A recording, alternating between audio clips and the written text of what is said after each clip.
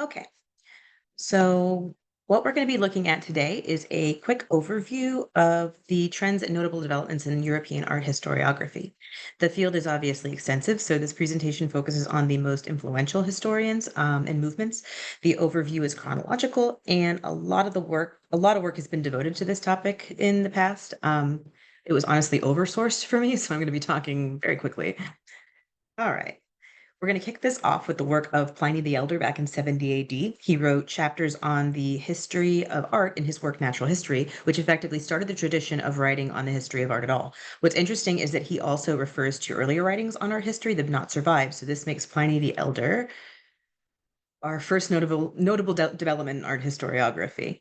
There isn't a ton of writing on art history happening here that we know of in the 15th century, but we do see Leon Battista Alberti write that what can be considered first theoretical art treatise around Della Pittura in Italy. And the first big development in European art historiography happened around 1550 with this guy, Giorgio Vasari. His publishing of the lives of the artists out of Florence inspired similar works by art historians in other countries over the next few centuries. His work also brings us to our next notable development, which is the biologic or biographical format. Vasari's lives of the artists and all of the works that it inspired were in this format, meaning they listed notable artists in their country or region and provided background information on the artists themselves. In the 1600s, we see a lot of responses to Vasari's Lives of the Artists, starting with Karel van Mander's Schilderbach from the Netherlands.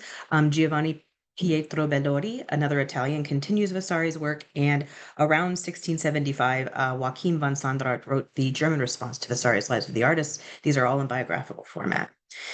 Continuing into the 18th century, Antonio Palomino published his Spanish version of Vasari's work nearly 200 years later. And then finally, in 1764, we move on to our next huge development that breaks away from Vasari's biographical model.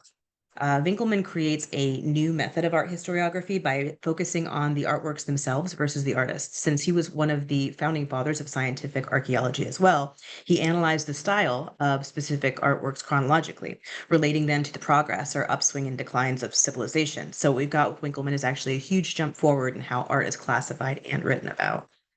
Moving into the 19th century in Germany, we see a move towards what we call institutionalization of art history as the practice moves into universities and museums in Germany. This includes Johann Dominicus Fiorillo, forgive my pronunciations, who became the first chair of art history in Germany in 1813, which was also the first evidence of this position in any school anywhere. So that's a cool shift into scholarship where we can pinpoint exactly where it happened. Looking at the right in Italy in the 1800s, we see a move towards art history as a facet of connoisseurship. This means that the art collectors and critics were analyzing historical work and contributing their own updated additions to the history. I've noted some example historians of the movement here. Moving on quickly to what was happening in France, England, and Switzerland at the time, Hippolyte Taine in France and John Ruskin in London were writing notable art histories, but who I really want to talk about here is Jacob Burckhardt from Switzerland. He shepherded in a cultural focus or cultural history in art. This approach looked at an artistic period in its entirety, not just its painting, sculpture, or architecture, but it looked at the social institutions of its daily life as well. It was in the early 1900s that the Vienna School of Art History in Austria started to pump out a lot of scholars who approached art history from a scientific basis by considering historical judgments completely separate from questions of aesthetic preference or taste. I also wanted to mention formalism. The first evidence that this is a movement appears with Heinrich Wölfflin, whose Principles of Art History attempted to compare and contrast artwork methodically. Similar to the Vienna School of Art History, at least to me, both of these movements are trying to create a scientific way to appreciate art and therefore document art history.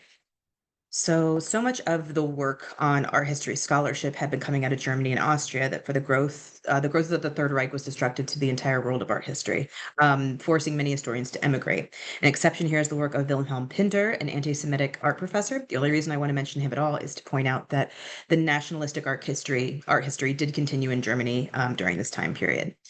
Jumping into the last 80 years, the most notable shifts have occurred, unsurprisingly, from the 1970s onward. This absolutely tracks with the larger cultural turn that we've learned about in class. I've included a few examples of notable works that focus on revising past accounts of art history. There's a greater focus towards deconstructing the boundaries of art history to look for larger patterns and influences on a more global scale. So, my final thoughts on this information. What I noted in researching and putting together this presentation is that the historiography of European art history has different notable movements from the overall history that we've been learning in class. That said, the movements from history themselves bleed into the art historiography in noticeable ways, particularly in the last century, likely as a result of globalization. Historical events bleed into. It seems as if the field is so large that it's been difficult to craft a full historiography of centuries of work in the field. This appears to still be a work in progress.